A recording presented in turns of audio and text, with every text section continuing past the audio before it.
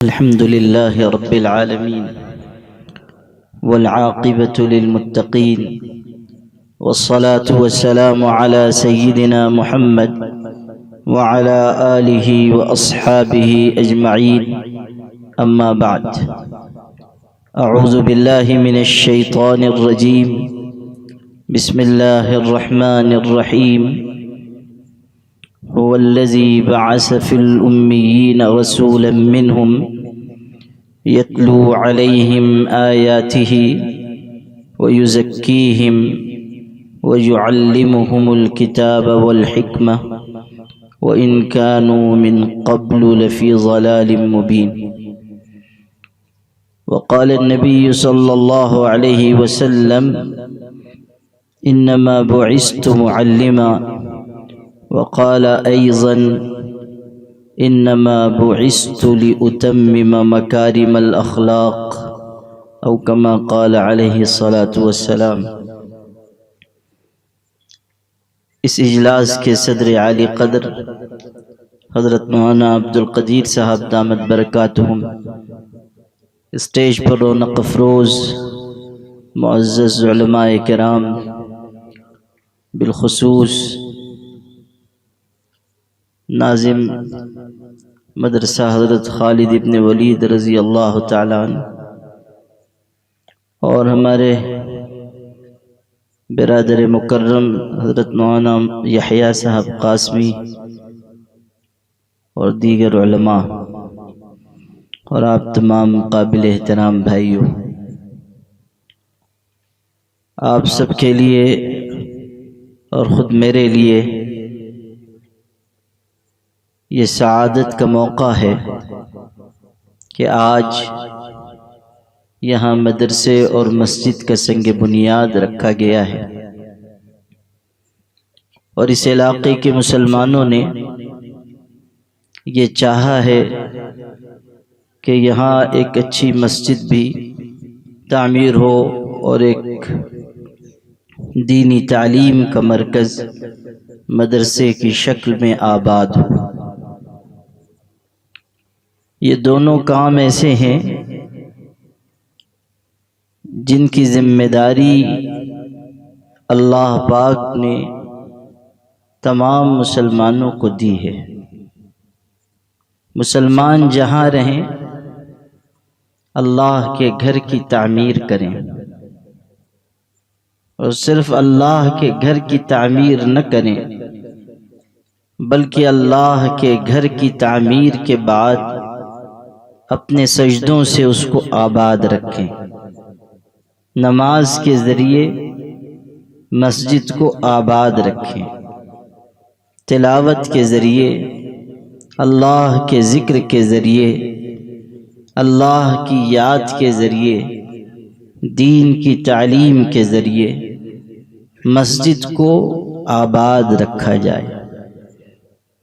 قرآن مجید میں یہ بات ہے کہ مسجدوں کو آباد وہی لوگ کرتے ہیں کہ جن کے اندر ایمان کی دولت ہے۔ انما یعمر مساجد اللہ من آمن باللہ والیوم الآخر۔ اللہ کے گھر، اللہ کی مسجدیں وہی لوگ آباد کریں گے جن کے اندر اللہ پر اور آخرت کے دن پر یقین ہو۔ مسجد کی آبادی کا رشتہ ایمان سے جڑا ہوا ہے۔ یقین کے بغیر، ایمان کے بغیر مسجد کی آبادی کا عمل نہیں ہو سکتا۔ اسی لیے ہمارے آقا حضرت محمد مصطفیٰ صلی اللہ علیہ وسلم نے ارشاد فرمایا، اذا رأيتم الرجل يتعاهد بالمسجد فاشهدوا له بالایمان، کہ جب تم کسی شخص کو مسجد میں زیادہ آتا جاتا دیکھو، مسجد میں اس کو بکثرت آتا جاتا دیکھو، نماز کے لیے آ رہا ہے، دین کی تعلیم کے لیے آ رہا ہے، کوئی مسئلہ پوچھنے کے لیے آ رہا ہے، نفل پڑھنے کے لیے آ رہا ہے، جب دیکھو کہ بار بار کوئی مسجد میں آ رہا ہے، فاشہدوا لہ بالایمان، تو اس کے صاحب ایمان ہونے کی گواہی دو۔ مسجد میں وہی زیادہ آئے گا جس کا دل ایمان سے سرشار ہوگا، اور آخرت میں وہی کامیابی پائے گا جس کا دل مسجد سے اٹکا رہے گا۔ نبی پاک صلی اللہ علیہ وسلم نے ایک حدیث میں ارشاد فرمایا، سبعۃ یظلہم اللہ فی ظلہ یوم لا ظل الا ظل عرشہ۔ قیامت کے دن جب کہ اللہ کے عرش کے سائے کے علاوہ کوئی سایہ نہیں ہوگا، قیامت کا وہ سخت دن جب کہ کوئی کسی کو پوچھنے کے لیے تیار نہیں ہوگا، قیامت کی وہ مشکل گھڑی جب کہ کوئی انسان کسی انسان کے کام نہیں آئے گا، یوم لا تملک نفس لنفس شیئا والامر یومئذ للہ۔ قیامت جب کہ کوئی انسان کسی انسان کو فائدہ نہیں پہنچا سکے گا، کسی انسان کے کوئی کام نہیں آ سکے گا، اور سارا اختیار اس دن اللہ کے قبضے میں ہوگا۔ اس قیامت کے دن جب کہ رشتہ داریاں ٹوٹ جائیں، فَإِذَا نُفِخَ فِي الصُّورِ فَلَا أَنْصَابَ بَيْنَهُمْ يَوْمَئِذٍ وَلَا يَتَسَاءَلُونَ۔ جب سور پھونکا جائے گا تو رشتہ داریاں ختم، اب یہ وہاں نہیں چلے گا کہ یہ اس کا باپ ہے، یہ اس کی اولاد، یہ فلاں کا بھائی ہے، یہ فلاں کی بہن۔ قیامت کا دن ایسا سخت ہوگا، رشتے ختم، اور قیامت کے دن ایسا روب، ایسی ہیبت انسانوں پر طاری ہوگی کہ کوئی کسی سے سوال بھی نہیں کر سکے گا۔ لا یتساءلون، کسی کی زبان سے بول نہیں نکل رہے۔ نبی کریم صلی اللہ علیہ وسلم نے ایک موقع پر ارشاد فرمایا کہ قیامت کا دن ایسا ہوگا، یقوم الناس لرب العالمین حفاتا عراتا، دنیا کے انسان اللہ کے سامنے اس طرح کھڑے ہوں گے کہ ننگے بدن ہوں گے، ننگے پیر ہوں گے، ننگے سر ہوں گے، یعنی جسم پر لباس نام کی کوئی چیز نہیں ہوگی، جسم کھلے ہوئے ہوں گے۔ حضرت عائشہ رضی اللہ تعالی عنہا نے یہ بات سنی، ارشاد فرمایا، اللہ کے رسول صلی اللہ علیہ وسلم، مرد بھی ہوں گے، عورتیں بھی ہوں گی، سب کے جسم کھلے ہوئے، تو مرد عورتوں کو دیکھیں گے، عورتیں مردوں پر نگاہ ڈالیں گے۔ آپ صلی اللہ علیہ وسلم نے ارشاد فرمایا، الامر اشد من ان ينظر الرجال الى النساء والنساء الى الرجال۔ عائشہ، وہ دن اس سے کہیں زیادہ سخت ہوگا کہ مرد عورتوں کو اور عورتیں مردوں کو دیکھیں۔ قیامت کا دن ایسا ہوگا کہ انسان کو اپنا ہوش حواس نہیں رہ جائے گا، انسان اپنے آپ سے غافل ہو جائے گا۔ غور کیجئے کہ قیامت کی سختی کیسی سختی ہوگی، اور قیامت کے دن کیسے مشکل مرحلے سے انسانوں کو گزرنا ہوگا۔ سوال جواب کا مرحلہ، خدا تعالیٰ کے غصے کا سامنا کرنا ہوگا۔ لم یغضب من قبل ولا من بعد، حدیث شریف میں ہے کہ قیامت کے دن اللہ تعالیٰ اتنے سخت جلال میں ہوگا، ایسے غصے میں ہوگا کہ نہ اس سے پہلے کبھی اتنے غصے میں آیا اور نہ اس کے بعد کبھی اللہ اتنے غصے میں آئے گا۔ لم یغضب من قبل ولا من بعد۔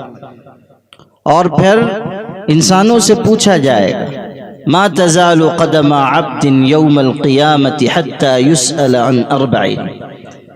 کوئی انسان، کوئی آدم کا بیٹا اپنی جگہ سے اس کے قدم ہل نہیں سکیں گے۔ قیامت کے دن کوئی 1 انچ آگے نہیں جا سکے گا جب تک کہ ان 4 سوالوں کا جواب نہ دے لے۔ پوچھا جائے گا، ان عمرہ فیما افناہ، زندگی کہاں کاٹ کر آئے، وعن شبابہ فیما ابلاہ، جوانی دی گئی تھی، قوت دی گئی تھی، طاقت دی گئی تھی، یہ جوانی کی قوت، یہ طاقت، یہ جوانی کی زندگی، جوانی کا مرحلہ عمر کہاں کھو کر آئے؟ جوانی میں کیا کیا پوچھا جائے گا۔ وعن مالہ من این اکتسبہ وفیما انفقہ، پوچھا جائے گا مال کے بارے میں، اور مال کے بارے میں دو سوال ہیں۔ مال کے بارے میں دو سوال ہیں، ایک سوال یہ کہ مال کہاں سے کمایا، اور ایک سوال یہ کہ مال کہاں خرچ کیا۔ اگر حرام جگہ سے مال آ رہا ہے اس پر بھی پکڑ ہے، اگر حرام جگہ خرچ ہو رہا ہے اس پر بھی پکڑ ہے۔ کچھ وہ ہوتے ہیں کہ حرام مال کما رہے ہیں، رشوت کے ذریعے، سود کے ذریعے، کسی کی زمین غصب کر کے، کسی کا مال ہڑپ کر کے۔ آج کل مسلمانوں میں یہ فیشن چل پڑا ہے، دوسرے کی زمین پہ قبضہ کر لیجئے، عمرہ کرنے چلے جائیے، زیادہ بڑی زمین ہتھیا لی، حج کرنے چلے جائیے، اور یہ سمجھتے ہیں کہ حرام مال کی نحوست اس راستے سے ختم ہو جائے گی۔ یقین مانیے، نیکیاں، بھلائیاں، اچھائیاں، حج پر حج، عمرے پر عمرہ، حرام مال کی نحوست کو ختم نہیں کر سکتا۔ حرام مال کی نحوست باقی رہے، دعائیں رد ہوں گی، نمازیں بے اثر ہوں گی، انسان کے زبان سے نکلے ہوئے بول بے وقار ہو جائے گی، خود اس کی ہستی بے وزن ہوگی۔ حرام مال صرف انسان کو نہیں، اس کی نسلوں تک کو برباد کر دیتا ہے۔ حرام مال انسان کے گھر کو، اس کے خاندان کو نقصان پہنچاتا ہے۔ حرام مال کے بہت ہی سنگین نتائج نکلتے ہیں۔ اسی لیے بتایا جا رہا ہے کہ مال کے بارے میں دو سوال ہوگا، مال کہاں سے کمایا اور پھر مال کہاں پر لگایا۔ مال اگر غلط جگہ سے آ رہا ہے تب بھی نقصان، اور اگر مال حلال راستے سے آ رہا ہے اور حرام کاموں پر لگ رہا ہے تب بھی نقصان۔ اگر ہماری دولت، ہمارا سرمایہ، ہمارا مال غلط چیزوں پر لگ رہا ہے، شوق پر، ارمان پر، اپنی تمناؤں پر، اپنی چاہتوں پر، تو پھر سمجھ لیجئے کہ یہ مال قیامت کے دن آپ کے لیے وبال بنے گا۔ آج ہمارے سماج میں آپ دیکھیں، شادی ہو رہی ہے، لاکھوں لاکھ روپے برباد کیے جا رہے ہیں۔ کس نام پر؟ یہی شوق، یہی چاہتیں، یہی ارمان، یہی خواہشات، رسم و رواج دین سے کبھی متعلق نہیں ہو سکتے، اور جہاں رسم و رواج ہوگا وہاں دین نہیں ہوگا، اور جہاں دین ہوگا وہاں رسم و رواج نہیں ہوگا۔ جہاں سنت کا اجالا آئے گا بدعت کا اندھیرا چلا جائے گا، اور جہاں بدعت کا اندھیرا مسلط کیا جائے گا سنت کا نور وہاں باقی نہیں رہے گا۔ ہم نے اپنے گھر کی شادیوں میں، اپنے ماحول میں، اپنے سماج میں اجالوں کو چھوڑ کر اندھیروں کو اپنانا شروع کیا ہے، رسم کے نام پر، رواج کے نام پر، شوق کے نام پر، چاہتوں کے نام پر۔ یاد رکھیے گا، یہ طریقہ ہماری کامیابی کا طریقہ نہیں ہے۔ اگر اللہ نے آپ کو استطاعت دی ہے، خرچ کیجیے اللہ کی راہ میں، مسجد پر، مدرسے پر، یتیم خانے پر، خانقاہوں پر، اللہ کے دین کے لیے جو کوششیں کی جا رہی ہیں ان کوششوں پر، یتیموں پر، فقیروں پر، بے بس اور غریب انسانوں پر، بھوکوں کو کھانا کھلانے میں، یتیموں کی کفالت میں، بیواؤں کے سر پر دوپٹے ڈالنے میں آپ کا مال خرچ ہو، یہ آپ کے مال کا بہترین مصرف ہے، اور یہ مال قیامت کے دن آپ کے لیے نجات کا ذریعہ بنے گا۔ یہ دولت جو کار خیر میں خرچ ہو آپ کے لیے صدقہ جاریہ ہے کہ آپ دنیا میں نہیں ہوں گے، قبر میں چلے جائیں گے، لیکن اللہ تعالی صدقہ جاریہ کا اجر آپ کی قبر میں پہنچائے گا۔ کسی غریب کو کھلا دیا، کسی بیوہ کے سر پہ آنچل ڈال دیا، کسی یتیم کی کفالت کی، یہ نیکی آپ کی قبر کا اجالا بنے۔ اور اگر آپ نے خرچ کیا اپنے ارمان پر، اپنی چاہت پر، اپنے شوق پر، تو آپ کی یہ دولت رائگاں گئی، برباد ہوئی، اور قیامت کے دن سوال ہوگا وَعَن مَالِهِ مِنْ أَيْنَ اكْتَسَبَهُ وَفِيمَ أَنْفَقَهُ، قیامت کے دن پوچھا جائے گا۔ دو سوال ہوں گے، کمایا کہاں سے اور لگایا کہاں پر۔ آپ دیکھ لیجئے آج ہمارا مسلمان بھائی حرام کو حرام ہی نہیں سمجھ رہا ہے، ملازمت کرتا ہے 25,000 روپے مہینہ ملتے ہیں، اور ابھی 2 سال نہیں گزرے کہ 25 لاکھ روپے کا مکان بن گیا۔ اب صاحبزادے سے پوچھئے کہ آپ کی تنخواہ تو 25,000 ہے، یہ اتنا بڑا مکان کہاں سے بن گیا؟ تو بڑا مسکرا کے جواب دیتا ہے کہ وہ اوپر کی آمدنی ہے۔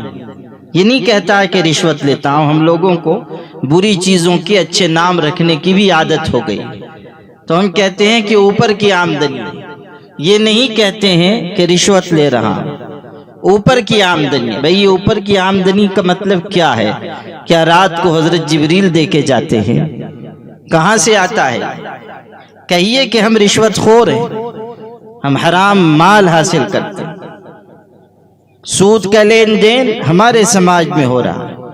اچھے خاصے دیندار سمجھے جانے والے لوگ مختلف بہانوں سے، مختلف عذر تراش کر سودی لین دین کر رہے ہیں، اور اس کے بعد یہ سمجھتے ہیں کہ مریں گے اور سیدھے جنت میں جائیں گے۔ یہ خام خیالی ہے۔ مال کے سلسلے میں جب تک احتیاط نہیں ہوگی انسان کامیاب نہیں ہوگا۔ مال کی خرابی اور حرام مال کا استعمال اسے نیکیوں کی کثرت دبا نہیں سکتی ہے، اس کا ازالہ نہیں کر سکتی۔ پھر چوتھا سوال ہوگا قیامت کے دن ان علمہ ماذا عمل فی، علم کے بارے میں پوچھا جائے گا اپنے علم پر کتنا عمل کیا۔ علم حاصل تو ہو گیا مگر عمل کتنا کیا؟ حرام چیزوں کی معلومات ہے، بچتا تھا یا نہیں؟ یہ کار خیر ہے، یہ پتہ ہے، کرتا تھا یا نہیں؟ یہ پوچھا جائے گا۔ اب آپ غور کیجئے کہ قیامت کا دن کیسا سخت دن ہوگا، اور اس سخت دن اللہ تعالیٰ سارے سائے کو ختم کر دے گا سوائے اللہ کے عرش کے سائے کے۔ سب لوگ دھوپ میں ہیں، سب مشقت جھیل رہے ہیں، پسینے میں ڈوبے ہوئے ہیں۔ حدیث شریف میں یہاں تک ہے کہ حشر میں بعض لوگ ٹخنوں تک پسینے میں ڈوبے ہوں گے، بعض لوگ گھٹنوں تک، بعض لوگ کمر تک، بعض لوگ سینے تک، اور بعض ایسے ہوں گے وَمِنْهُمْ مَنْ يُلْجِمُهُمُ الْعَرَقُ إِلْجَامًا، بعض وہ ہوں گے کہ ان کو پسینے کی لگامیں چڑھی ہوئی ہوں گی، یعنی پورا جسم پسینے میں ہے، اور منہ پر بھی پسینے کی لگام چڑھی ہوئی ہے۔ یہ صورتحال قیامت کے دن ہوگی، اور اس وقت جب کہ کوئی سایہ نہیں ہے اور اللہ کے عرش کے نیچے ہی رحمت میں لوگوں کو جگہ مل رہی ہے۔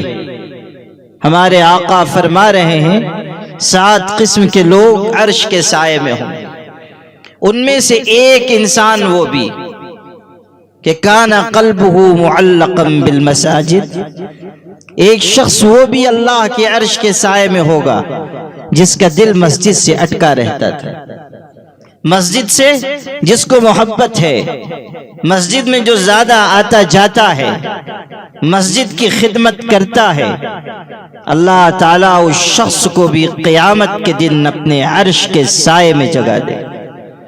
مسجد ہمارا مرکز ہے، مسجد ہماری محبتوں کا محور ہے، مسجد ہمارے دین و ایمان کے لیے پاور ہاؤس کا درجہ رکھتی ہے، مسجد ہماری دین کی کھیتی کو سرسبز و شاداب کرنے کا ذریعہ ہے۔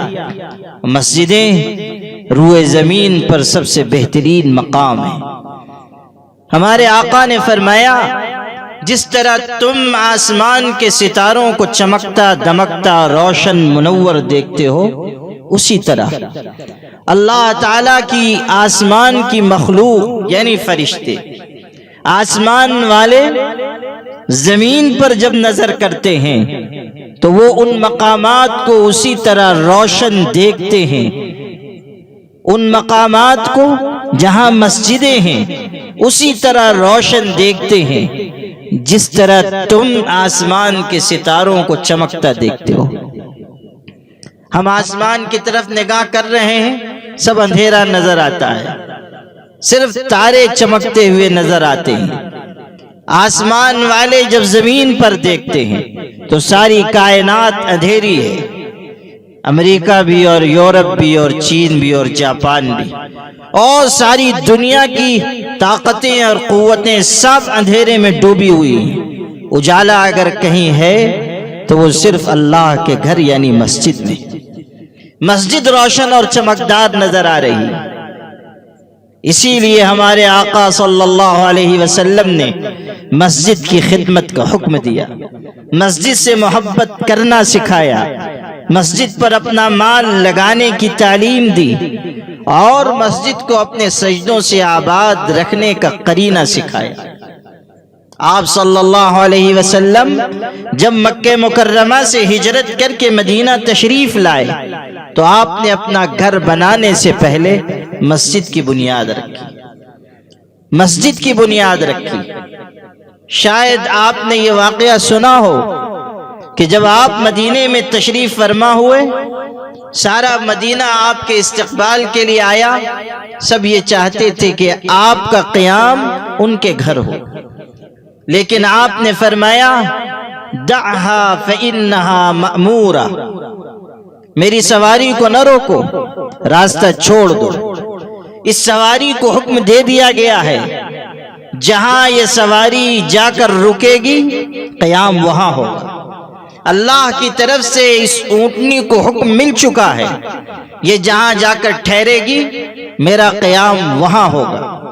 لوگوں نے راستہ چھوڑ دیا، اونٹنی چل رہی ہے۔ اچانک ایک جگہ جہاں کوئی گھر نہیں تھا، کوئی مکان نہیں تھا، وہاں جا کر اونٹنی بیٹھ گئی۔ کھجوریں سکھانے کی جگہ تھی، کوئی مکان نہیں ہے، کوئی گھر نہیں ہے۔ آپ نے فرمایا تھا اونٹنی جہاں جا کر ٹھہرے گی قیام وہاں ہوگا، لیکن لوگ حیرت میں ہیں کہ یہاں تو کوئی مکان نہیں، یہاں تو کوئی گھر نہیں، کھلی جگہ ہے، کھجوریں سکھائی جاتی ہیں۔ آپ صلی اللہ علیہ وسلم کی اونٹنی بیٹھ گئی، لیکن آپ سواری سے اترے نہیں، آپ جلوہ افروز رہے۔ تھوڑی دیر تک اونٹنی بیٹھی رہی، اس کے بعد خود بخود کھڑی ہوئی اور پھر چل پڑی، اور پھر حضرت ابو ایوب انصاری رضی اللہ تعالیٰ عنہ کے مکان کے سامنے جا کر بیٹھ گئے۔ آپ صلی اللہ علیہ وسلم نے فرمایا ہمارا قیام اس گھر میں ہوگا، حضرت ابو ایوب انصاری کے ہاں ہوگا۔ انہی کی قسمت میں یہ بات لکھی تھی کہ حضرت کا قیام ان کے مکان میں ہو۔ اور جہاں پہلی مرتبہ اونٹنی بیٹھی تھی، جہاں کوئی مکان نہیں تھا، آپ نے فرمایا کہ اس جگہ اللہ کا گھر یعنی مسجد بنائی جائے۔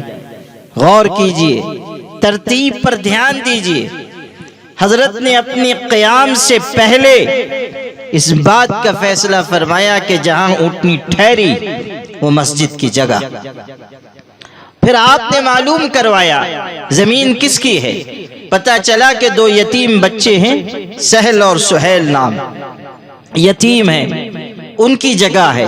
وَكَانَ مِرْبَدًا لِلتَّمَرْ، وہاں کھجوریں سکھائی جاتی تھی، کھجوریں سکھانے کے لیے انتظام تھا۔ فرمایا اس سہل اور سہیل کو بلاؤ۔ حاضر ہوئے۔ حضور صلی اللہ علیہ وسلم نے فرمایا تمہاری جگہ مسجد بنانے کے لیے میں خریدنا چاہتا ہوں۔ غور کیجئے گا کیسا سوال حضور کی طرف سے ہوا اور جواب ادھر سے کیا ملا۔ یتیم تو بے سہارا ہوتا ہے، یتیم کے سر سے سایہ اٹھ چکا اور دونوں بچے یتیم ہیں، باپ گزر چکا ہے۔ حضور نے فرمایا تمہاری زمین مسجد کے لیے خریدنا چاہتا ہوں۔ ان دونوں یتیموں نے کہا طابت لنا انفسنا یا رسول اللہ، اللہ کے رسول اگر آپ یہ زمین تحفے میں قبول کریں تو ہمارا دل خوش ہو جائے گا۔ ہم بیچنا نہیں چاہتے، قیمت نہیں لینا چاہتے۔ یتیم تھے مگر حوصلہ دیکھی، بے سہارا تھے مگر جذبہ دیکھی۔ اسلام سخاوت سکھاتا ہے، اسلام خرچ کرنا سکھاتا ہے، ایمان ہاتھ کی کشادگی سکھاتا ہے، اور ہمارے آقا کی تعلیم ہے الید العلیٰ خیر من الید السفلی، اوپر کا ہاتھ یعنی دینے والا ہاتھ نیچے کے ہاتھ سے بہتر ہے۔ ہم اپنے اندر یہ قوت پیدا کریں کہ ہم مال کمائیں، خود بھی عزت کی زندگی گزاریں اور دوسروں کے لیے بھی سہارا بنیں، دوسروں کو نوازنے والے بنیں۔ قسم پرسی کی زندگی گزارنا، لوگوں پر بوجھ بن جانا، لوگوں کے مال پر نگاہ رکھنا، یہ مسلمانوں کا طریقہ نہیں ہے۔ ایمان سکھاتا ہے کہ انسان عزت کے ساتھ، وقار کے ساتھ زندگی گزارے اور جو اللہ دے اس میں سے وہ خرچ کرے۔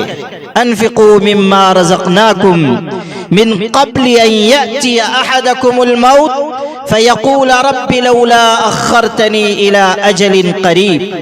قرآن کہہ رہا ہے 28ویں پارے میں سورہ منافقون میں کہ ہم نے تم کو جو روزی دی ہے اس میں سے خرچ کرو، ہم نے دی ہے۔ لفظ پر دھیان دیجیے۔ او مالدار انسان، او ثروت مند انسان، تجارت کرنے والے، مکان اور دکان کے مالک، یہ نہ سمجھنا کہ تم مسجد میں مدرسے میں جو دے رہے ہو وہ دین پر احسان کر کے دے رہے ہو۔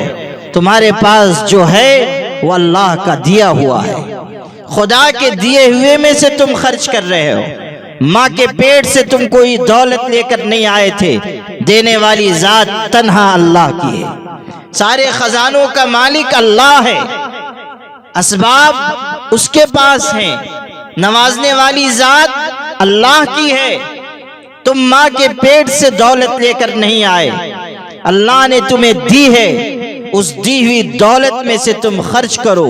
من قبل ان یأتی احدکم الموت، اس سے پہلے کہ موت کا وقت آئے۔ اور پھر تم یہ کہنے لگو کہ تھوڑی مہلت مل جاتی تو میں صدقہ خیرات کر دیتا، میں نیک بن جاتا، مسجد میں دے دیتا، مدرسے میں دے دیتا۔ زندگی میں دیا نہیں، اب موت سر پہ آ کے کھڑی ہے، ملک الموت آ گئے ہیں ساز و سامان کے ساتھ، تو یہ صاحبزادے کہہ رہے ہیں کہ تھوڑی مہلت مل جاتی تو میں صدقہ خیرات کر کے نیک بن جاتا۔ اللہ کے بندے، زندگی میں تم کیا کر رہے تھے؟ موت کو سامنے پا کر اب خرچ کرنا چاہتے ہو؟ نہیں۔ لن یؤخر اللہ نفسا اذا جاء اجلها واللہ خبیر بما تعملون۔ ارشاد ہوا کہ جب کسی کی موت کا وقت آ جاتا ہے تو پھر اللہ تعالیٰ اسے ٹالتا نہیں، اللہ اسے آگے نہیں بڑھاتا ہے۔ وقت آ گیا جانا ہوگا، وقت آ گیا رخصت ہونا ہوگا۔ بادشاہ کو اس کی بادشاہت، عالم کو اس کا علم، امیر کو اس کی دولت، ہنرمند کو اس کا ہنر، جاہل کو اس کی جہالت، وزیر کو اس کی وزارت، اور کسی صاحب اقتدار کو اس کا اقتدار موت کے شکنجے سے بچا نہیں سکتا ہے۔ نظام ایک ہے اور وہ یہ ہے کہ وقت آ گیا تو جانا ہے۔ آنے والی کس سے ٹالی جائے گی، جان ٹھہری جانے والی جائے گی، روح رگ رگ سے نکالی جائے گی، ایک دن تجھ پہ خاک ڈالی جائے گی، ایک دن مرنا ہے آخر موت ہے، کر لے جو کرنا ہے آخر موت ہے۔ آخری انجام دنیا سے رخصت ہونا ہے، آخری انجام فنا ہے۔ کوئی کتنی ہی شہرت مند کیوں نہ ہو جائے، کوئی کتنی ہی دولت و ثروت کیوں نہ پا جائے، ایک وقت آئے گا کہ جب اس کو اسباب چھوڑ کر، شہرت اور عزت چھوڑ کر، اقتدار اور منصب چھوڑ کر خدا کی بارگاہ میں جانا ہے۔ کوئی اس پر نہ اترائے کہ آج دسیوں لوگ اس کو ماننے والے ہیں، سب ٹھاٹ پڑا رہ جائے گا جب لات چلے گا بنجارا۔ جب وقت آ جائے گا پھر کوئی بچنے والا نہیں ہے۔ نظام ایک، ضابطہ ایک، خدا کی سنت ایک، اور قرآن میں ارشاد ہوا وَلَن تَجِدَ لِسُنَّةِ اللَّهِ تَبْدِيلًا۔ اللہ کے نظام کو بدلتا ہوا تم نہیں پاؤ گے۔ کائنات بدلے گی، کائنات کے اسباب بدلیں گے، کائنات کا جغرافیہ بدلے گا، آبادیاں ویران ہوں گی، ویرانے آباد ہوں گے، مگر کائنات میں ایک چیز ہے جو نہ کبھی بدلی ہے نہ کبھی بدلے گی، اور وہ اللہ کی سنت ہے، وہ اللہ کا نظام ہے قول خدا، قول محمد، فرمان نہ بدلا جائے گا، بدلے گا زمانہ لاکھ سہی، قرآن نہ بدلا جائے گا۔ تو جب وقت آ جائے گا رخصت ہونا ہے۔ زندگی میں انسان کنجوسی کرتا ہے، بخل کرتا ہے، خرچ نہیں کرتا، اور جب وقت آ گیا موت کا تو اب چاہ رہا ہے کہ مہلت مل جائے، خرچ کر کے نیک بن جائے۔ یہ نہیں چلنے والا ہے۔ زندگی میں موقع ہے کہ انسان خدا کی بارگاہ میں خدا کی رضا کی خاطر دین کے کاموں پر خرچ کرے۔ بہترین مصرف ہے مسجد، بہترین مصرف ہے مدرسہ، جہاں ہمارا مال لگے، بچے تیار ہوں گے، عالم بنیں گے، حافظ بنیں گے، وہ ہمارا سرمایہ ہوں گے۔ دین علم کے بغیر نہیں آ سکتا، دینداری قرآن و حدیث کے علم کے بغیر انسان میں نہیں پیدا ہو سکتی۔ ہمارا دین علم کا دین ہے، وہ سکھاتا ہے کہ پڑھو، آگے بڑھو۔ ہمارا دین سکھاتا ہے اپنے اندر اللہ تعالیٰ کی محبت لاؤ، اور یہ محبت آئے گی قرآن پاک پڑھ کر، حدیث پاک پڑھ کر۔ اسی لیے ارشاد ہوا تھا اقرأ بسم ربک الذی خلق خلق الانسان من علق اقرأ وربک الاکرم الذی علم بالقلم علم الانسان ما لم يعلم۔ یہ جو پہلی وحی اتاری گئی تھی، کیوں اس وحی میں یہ بات کہی گئی کہ اپنے پروردگار کے نام سے پڑھو، علم حاصل کرو، اور یہ بتایا گیا کہ پاک پروردگار کی شان یہ ہے کہ وہی انسان کو سکھاتا ہے وہ باتیں جو انسان نہیں جانتا ہے۔ انسانوں کو علم سکھانے والی ذات اللہ کی ہے۔ واللہ اخرجکم من بطون امہاتکم لا تعلمون شیئا۔ خدا نے تم کو تمہاری ماؤں کے پیٹ سے اس طرح نکالا کہ تمہیں کوئی علم نہیں تھا، کوئی شعور نہیں، عقل نہیں، تمیز نہیں، سوچنے سمجھنے کی صلاحیت نہیں۔ یہ سب جو نعمتیں تمہارے پاس ہیں یہ سب خدا کا عطیہ ہیں، خدا تعالیٰ کا دیا ہوا تحفہ ہے۔ عقل ہے، شعور ہے، سوچنے کی صلاحیت ہے، سمجھنے کی قوت ہے، یہ سب اللہ کا عطیہ ہے، اللہ نے تم کو دیا ہے۔ اور جب اللہ نے یہ نعمتیں دی ہیں تو صحیح استعمال کیا جائے، صحیح استعمال کیا جائے، بندگی کی راہ اپنائی جائے، صحیح طریقوں کو اپنی زندگی میں لایا جائے۔ مسجد ہمارا مرکز بنے اور مسجد کی خدمت ہمارا شیوا و شعار ہو، مسجد کی خدمت کو ہم سعادت سمجھیں۔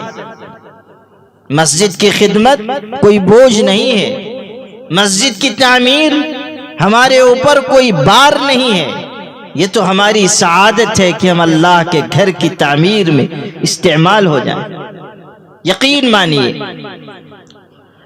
اللہ تعالیٰ اگر چاہتا تو یہ نظام بنا دیتا کہ دنیا میں جہاں جہاں مسجدیں بننی ہیں، دنیا میں جہاں جہاں مسجدیں بننی ہیں، اللہ کے فرشتے آئیں گے، وہاں مسجد بنا کر چلے جائیں گے۔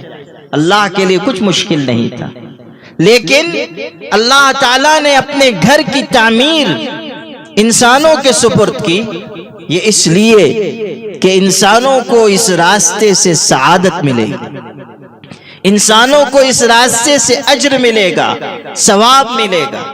وہ اللہ کی بارگاہ میں، اللہ کی راہ میں مسجد بنا کر پیش کریں گے، اللہ تعالیٰ نعمتوں سے اور سرفرازی سے ان کو مالا مال فرمائے گا۔ میں آپ کو واقعہ سنا رہا تھا، سہل سہیل نامی دو یتیم آئے، حضور اکرم صلی اللہ علیہ وسلم نے فرمایا زمین خریدنی ہے، مسجد بنے گی۔ انہوں نے کہا طابت لنا انفسنا، آپ یوں ہی یہ زمین قبول فرمائیے، ہمیں خوشی ہوگی۔ یہ جذبہ ایمانی جذبہ تھا، لیکن نبی کریم صلی اللہ علیہ وسلم نے ان سے یوں زمین لینا پسند نہیں فرمایا، آپ نے قیمت ادا کروائی، اور پھر آپ نے مسجد نبوی کی بنیاد رکھی۔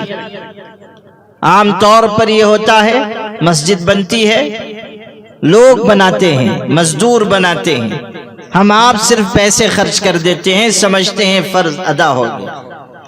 مسجد نبوی کی تاریخ پڑھیے، مسجد نبوی کے بنانے میں مزدور نہیں لگے، مسجد نبوی کو بنایا ہمارے آقا حضرت محمد صلی اللہ علیہ وسلم نے اور آپ کے صحابہ نے۔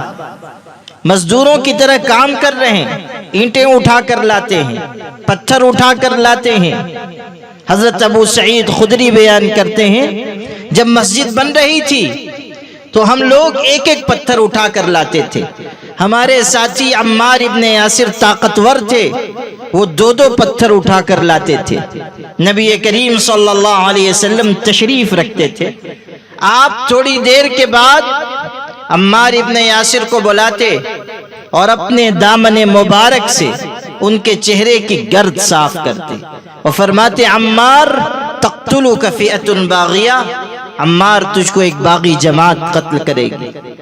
آپ کا یہ عمل کہ آپ نے اپنے دامن مبارک سے حضرت عمار ابن یاسر کے چہرے کی گرد صاف کی، ایک بار نہیں کئی بار صاف کی، یہ اس بات کی نشانی ہے کہ مسجد کی خدمت کرنے والے کا اللہ کی نگاہ میں، اس کے پاک رسول کی نگاہ میں بڑا مقام ہے۔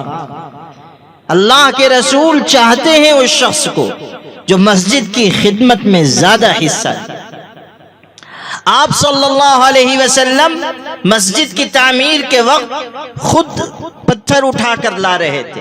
روایت میں ہے صحابہ نے کہا اللہ کے رسول آپ کیوں زحمت کر رہے ہیں، ہم آپ کی طرف سے مسجد بنانے کے لیے کافی ہیں، آپ آرام سے بیٹھ جائیے، مسجد بن جائے گی۔ ہمارے آقا نے کیا جواب دیا؟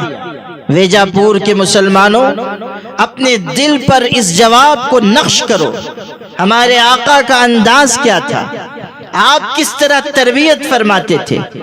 جب لوگوں نے یہ کہا کہ آپ مت زحمت کیجئے، مسجد بن جائے گی، آپ پتھر اٹھا کر نہ لائیے، مسجد تعمیر ہو جائے گی، اور ہمارے آقا نے یہ نہیں کہا کہ ٹھیک ہے تم تعمیر کر لو، ارشاد فرمایا کہ مجھے نہ روکو، اس لیے کہ جس طرح تم اللہ کے اجر کے محتاج ہو، میں بھی اللہ کے اجر کا محتاج ہوں۔ جیسے تم نیکی چاہتے ہو میں بھی نیکی چاہتا ہوں، جیسے تم ثواب چاہتے ہو میں بھی ثواب چاہتا ہوں۔ ہمارے آقا بتا رہے ہیں کہ اجر کا کوئی حصہ انسان سے چھوٹنے نہ پائے، ثواب کا کوئی موقع ہاتھ سے جانے نہ پائے، کوئی نیکی ایسی نہ ہو جو ہاتھ آئے اور نکل جائے۔ جہاں موقع ملے، جہاں ضرورت پڑ جائے، ہم آگے بڑھ کر اپنی خدمت پیش کریں۔ مال کا موقع ہو مال دیں، وقت کی پکار ہو وقت دیں، صلاحیت طلب کی جائے، اپنی صلاحیت لگائیں، اس لیے کہ اگر آج ہم نے اپنے وقت، اپنی صلاحیت اور اپنے مال کے سلسلے میں کنجوسی برتی، قیامت کے دن ہم خالی ہاتھ ہوں گے۔ دنیا گزر جائے گی، مال ختم ہو جائے گا، اسباب مٹ جائیں گے، یہ دنیا بھی ایک وقت آئے گا کہ ختم ہو جائے گی۔ قیامت جب آنی ہے تب آئے گی، لیکن ہر انسان جو اپنی موت تک پہنچ گیا اس کی قیامت قائم ہو گئی۔ غور کر لیجئے کہ جب دنیا سے رخصت ہو جائیں گے، اللہ کے دربار میں کیا لے کر جائیں، کیا سرمایہ ہے؟ یا ایھا الذین آمنوا اتقوا اللہ ولتنظر نفس ما قدمت لغد واتقوا اللہ۔ قرآن کہہ رہا ہے اے ایمان والو، اپنے اندر اللہ کا ڈر پیدا کرو، اپنے اندر اللہ کی خشیت پیدا کرو، اپنے اندر اللہ کا خوف پیدا کرو۔ خشیت، تقوی، اللہ کا خوف، دو مرتبہ اسی آیت میں یہ نصیحت ہے، اس لیے کہ جب مومن کے دل میں اللہ کا ڈر آئے گا تو وہ سارے دوسرے ڈر نکال دے گا۔ جب خوف الہی دل میں سمائے گا تو پھر دنیا کے انسانوں کا ڈر باقی نہیں رہے گا، سرکاروں کا ڈر، درباروں کا ڈر، حکومتوں کا ڈر، فرقہ پرستوں کا ڈر، ان کا ڈر اور ان کا ڈر، وہ سب ہمارے دل سے نکلے گا اس وقت جبکہ اللہ کا خوف ہمارے دل میں آئے گا۔ یا ایھا الذین آمنوا اتقوا اللہ، ایمان والو اگر طاقتور بن کر جینا چاہتے ہو، اگر غلبہ چاہتے ہو، اگر اقتدار چاہتے ہو، مضبوطی چاہتے ہو تو اللہ کا ڈر اپنے سینے میں لاؤ۔ وَلْتَنْظُرْ نَفْسٌ مَّا قَدَّمَتْ لِغَدٍ، اور ہر انسان غور کر لے کہ آنے والے کل کی اس کے پاس کیا تیاری ہے، کیا توشہ لے کر وہ دنیا سے جا رہا ہے۔ مسجد نبوی کی تعمیر ہو رہی ہے اور حضور اکرم صلی اللہ علیہ وسلم اور صحابہ مزدوروں کی طرح شامل ہیں۔ مسجد بن گئی، پھر مسجد آباد کی گئی، یہ نہیں کہ مسجد بن گئی اور قصہ تمام، مسجد آباد کی گئی۔ مسجد کو سجدوں سے آباد کیا گیا، ذکر سے آباد کیا گیا، تلاوت سے آباد کیا گیا، اور ایک اور کام دین کی تعلیم کا۔ ہمارے آقا صلی اللہ علیہ وسلم دنیا میں بھیجے گئے تھے تاکہ آپ کتاب اللہ کی تعلیم دیں، حکمت کی تعلیم دیں، لوگوں کے دلوں کو صاف کریں، تزکیہ، تصوف، وہ کام جو آج خانقاہوں میں ہوتا ہے، جو اللہ والوں کے ہاں ہوتا ہے، کہ انسانوں کے دل صاف رہیں، انسانوں کے دل پاک ہوں۔ یہ نہیں کہ دل میں حسد بھی ہے، بغض بھی ہے، کینہ کپٹ بھی ہے، کبر بھی ہے، لوگوں سے دشمنی بھی ہے، یہ دل اللہ کے ہاں قابل قبول نہیں ہے۔ دل اللہ کے ہاں وہ چلے گا جو پاکیزہ ہو، جس میں اللہ کی خشیت ہو، اللہ تعالیٰ کا ڈر ہو، وہ دل اللہ کے ہاں معتبر ہے۔ جو گناہوں سے، نافرمانیوں سے، غلط کاریوں سے پاک ہو۔ یوم لا ينفع مال ولا بنون الا من اتى اللہ بقلب سلیم۔ قیامت کے دن نہ مال کام آئے گا، نہ بیٹے کام آئیں گے۔ قیامت کے دن وہ کامیاب ہوگا جو صاف ستھرا دل لے کر آئے گا، پاکیزہ دل لے کر آئے گا۔ یہ پاکیزہ دل بنانے کی ذمہ داری ہمارے آقا صلی اللہ علیہ وسلم کو دی گئی تھی، اور آپ کو یہ ذمہ داری بھی دی گئی تھی کہ آپ تعلیم فرمائیں، لوگوں کو سکھائیں۔ انما بعثت معلما، دنیا میں مجھے استاذ بنا کر بھیجا گیا، سکھانے والا بنا کر بھیجا گیا۔ یہ جو آج کل مسلمانوں کا ذہن ہے، مکتب میں پڑھا رہے ہیں مولوی صاحب، گرے پڑے آدمی ہیں، مدرسے میں پڑھا رہے ہیں، ان کی تنخواہ بہت کم، ان کے پاس پیسہ نہیں، ان کی حیثیت نہیں، مالدار آ گئے، کوئی سیٹھ صاحب آ گئے تو ہم گر پڑ جا رہے ہیں، اٹھ کے کھڑے ہو جا رہے ہیں، استقبال کر رہے ہیں۔ امام صاحب گزر رہے ہیں، کوئی پوچھنے کے لیے تیار نہیں۔ مولانا صاحب آ رہے ہیں، کوئی چائے پلانے کا روادار نہیں۔ یہ کیوں ہے؟ یہ اس لیے کہ ہمارے دل میں عالم دین کی عزت نہیں۔ حالانکہ عالم دین کا منصب وہ ہے جو اس کائنات میں ہمارے آقا حضرت محمد صلی اللہ علیہ وسلم کو اللہ نے دیا تھا۔ حضور سکھانے والے تھے، عالم دین بھی سکھانے والا ہے۔ حضور کی نیابت کا شرف عالم دین کو حاصل ہے۔ عالم دین کو یہ تاج پہنایا گیا کہ وہ وارث انبیاء ہے۔ آپ کو ایک واقعہ سناؤں۔ محمود غزنوی بہت بڑا بادشاہ تھا اور عالم بھی تھا، بہت پڑھا لکھا شخص، حدیثیں بھی اس کو بہت سی معلوم۔ جب اس نے یہ حدیث پڑھی کہ علماء انبیاء کے وارث ہیں تو اس کے دل میں کچھ کھٹک پیدا ہوا۔ یہ خیال آیا کہ شاید یہ حدیث صحیح نہیں، اس لیے کہ انبیاء کا مقام تو بہت اونچا ہے، علماء کے بارے میں یہ کہنا کہ وہ انبیاء کے وارث ہیں ذرا بات کمزور معلوم ہو رہی۔ شاید حدیث گھڑی ہوئی ہو، شاید حدیث بنائی گئی ہو۔ ایک اشکال پیدا ہو گیا۔ دو سوال اس کے ذہن میں اور تھے۔ ایک یہ کسی وجہ سے اس کے ذہن میں یہ بات تھی کہ میں ناصر الدین سبکتگین کا بیٹا ہوں یا نہیں۔ اس کے باپ کا نام تھا ناصر الدین سبکتگین، تو ایک خیال تھا دل میں، کسی وجہ سے خیال آتا تھا۔ تیسری بات یہ کہ چونکہ دیندار تھا تو سوچتا تھا پتہ نہیں میری مغفرت ہوگی کہ نہیں۔ ایک دن رات کے وقت بادشاہ کہیں جا رہا تھا، بہت سارے سپاہی ساتھ میں تھے، بادشاہ کی سواری گزر رہی ہے۔ راستے کے کنارے نظر پڑی کہ ایک طالب علم ہے، وہ ہاتھ میں کتاب لیے ہوئے ہے اور ایک مکان کے اندر سے چراغ کی روشنی آ رہی ہے، اس روشنی میں وہ کتاب پڑھ رہا ہے۔ یعنی وہ غریب ہے، مفلس ہے، پاس میں اتنا پیسہ نہیں کہ چراغ جلا کر مطالعہ کرے، کسی مکان کے اندر سے روشنی آ رہی ہے اور اس روشنی میں وہ کتاب پڑھ رہا ہے۔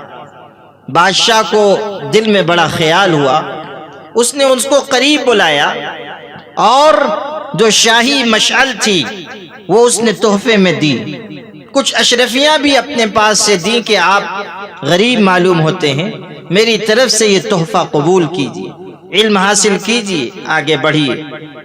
یہ تحفہ دے کر بادشاہ چلا گیا، اپنے کام سے فارغ ہو کر رات کو آیا، سویا، اب خواب دیکھتا ہے، قسمت جاگ اٹھتی ہے۔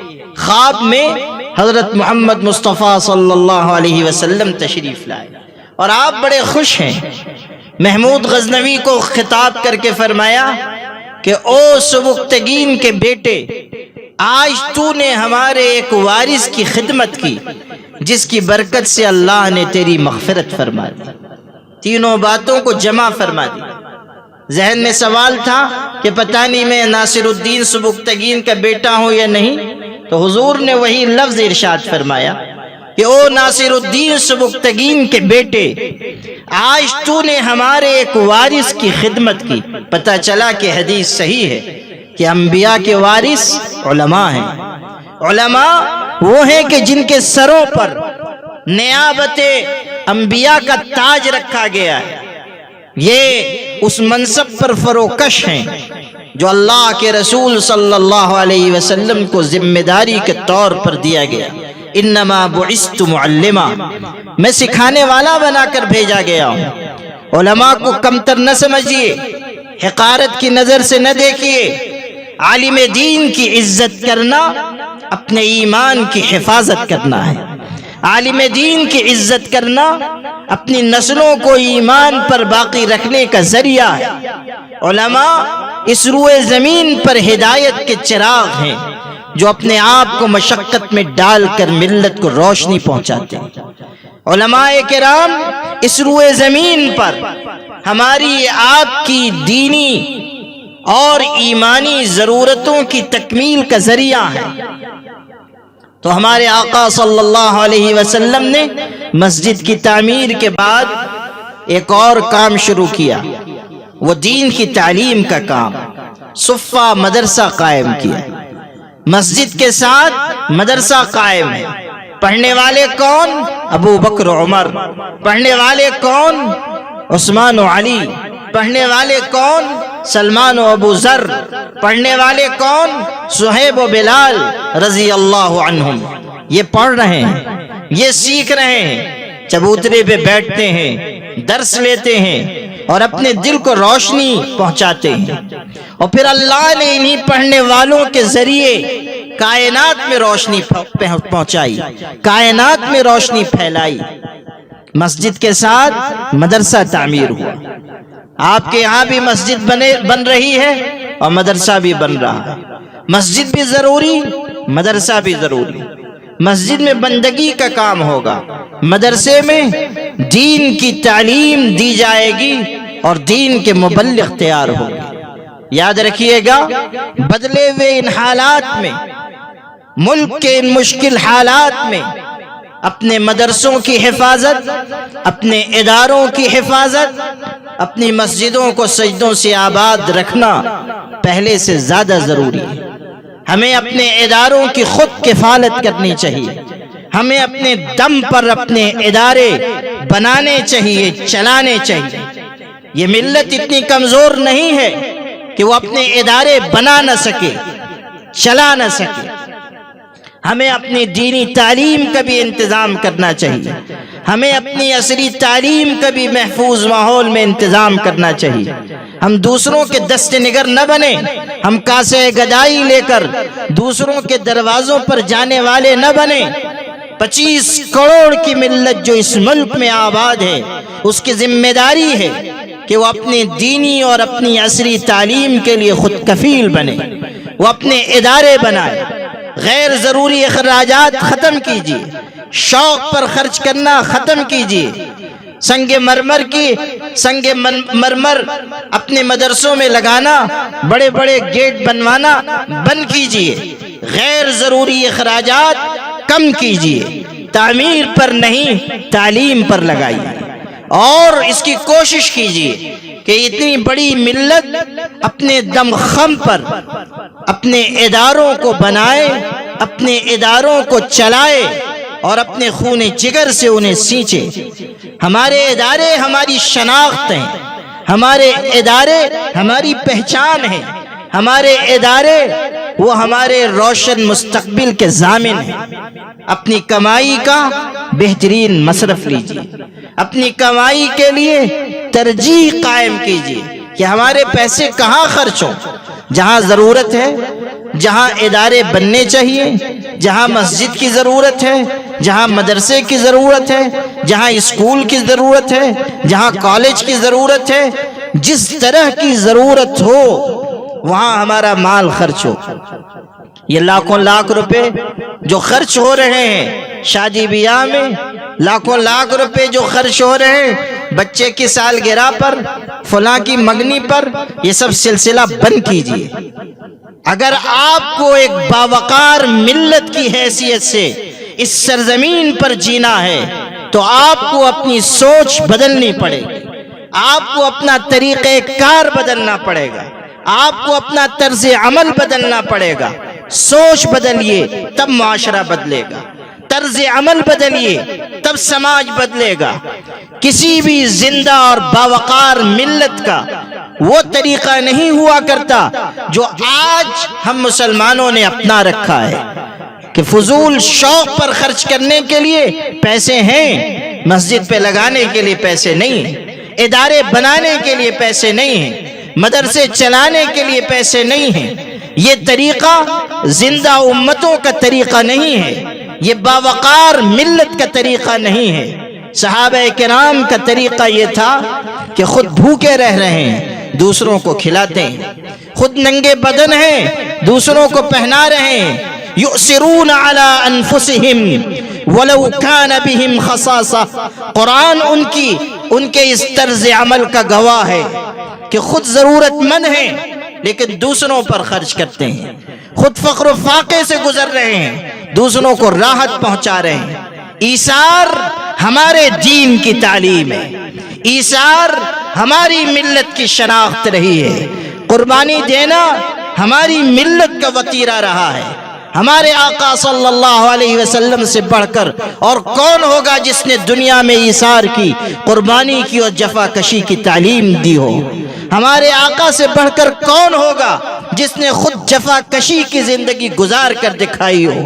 تعلیم دینا آسان چیز ہے، تعلیم کو برت کر دکھانا مشکل کام ہے۔ ہمارے آقا نے برت کر دکھایا۔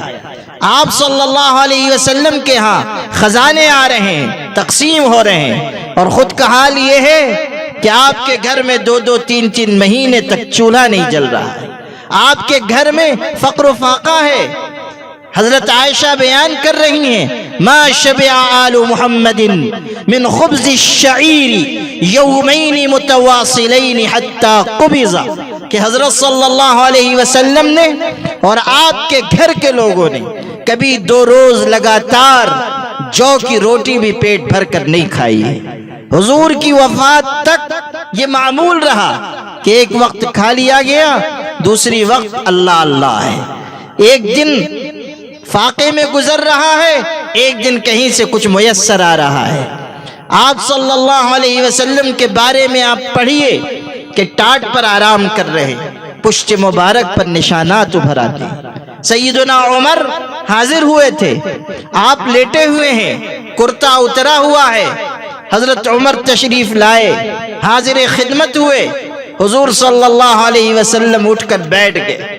حضرت عمر کتنے مضبوط دل کے انسان ہیں، کتنے بہادر ہیں، لیکن نگاہ ان کی پڑی حضرت کی پیٹھ پر، بوریے کے نشانات پیٹھ پر ابھرے ہوئے ہیں۔ عمر ابن خطاب جیسا مضبوط دل کا انسان آنسوؤں سے رو پڑا، آنکھوں سے آنسو ابل پڑے، رو رہے ہیں، داڑھی مبارک سے آنسو گر رہے ہیں۔ حضرت صلی اللہ علیہ وسلم نے دیکھا، پوچھا عمر کیوں روتے ہو؟ ما یبکیک یا عمر، کیوں روتے ہو؟ حضرت عمر نے کہا اللہ کے رسول قیصر و کسریٰ ظالم کافر بادشاہ ہیں، محلوں میں رہتے ہیں، آرام دہ بستروں پر سوتے ہیں، آپ اللہ کے پیغمبر ہیں، پیغمبروں کے امام ہیں، اولین و آخرین کے تاجدار ہیں، اور آپ بوریے پر لیٹتے، پشت مبارک پر نشانات پڑے ہوئے ہیں، نشانات دیکھ کر رونا آ گیا، آپ کی پیٹھ دیکھ کر رونا آ گیا۔ ہمارے آقا نے کتنا خوبصورت جملہ ارشاد فرمایا، کیسی تربیت دی، فرمایا اما ترضى ان تكون لهم الدنيا وان تكون لنا الاخرہ۔ عمر کیا تجھ کو یہ بات خوش نہیں کرتی کہ ان کو دنیا مل جائے اور ہم کو آخرت مل جائے؟ وہ دنیا لے جائیں، دنیا کی آسائشیں لے جائیں، دنیا کے مال و اسباب لے جائیں، اور ہمیں اللہ آخرت کی نعمت عطا فرمائے، آخرت کی کامیابی نصیب فرمائے۔ یہ ہے سوچنے کا طریقہ۔ میرے بھائیوں، اپنے اندر تبدیلی پیدا کیجیے، مسجدوں سے محبت کیجیے، مدرسوں کے قیام میں حصہ لیجیے، اور اچھے ماحول میں محتاط طریقے پر اپنے بچوں اور بچیوں کی بہترین عصری تعلیم کا بھی انتظام کیجیے۔ اس ملک میں باوقار ملت کی حیثیت سے زندہ رہیے، اپنے آپ کو نفع بخش بنائیے، اس لیے کہ جو چیز نافع ہوگی روئے زمین پر باقی رہے گی۔ وَأَمَّا مَا يَنْفَعُ النَّاسِ فَيَمْكُسُ فِي الْأَرْضِ، جو چیز لوگوں کو نفع پہنچاتی ہے اللہ اس کو زمین میں قرار عطا کرتا ہے، بقا عطا کرتا ہے۔ مبارکباد آپ سب کو کہ مسجد کی بھی بنیاد رکھی گئی، مدرسے کی بھی بنیاد رکھی گئی۔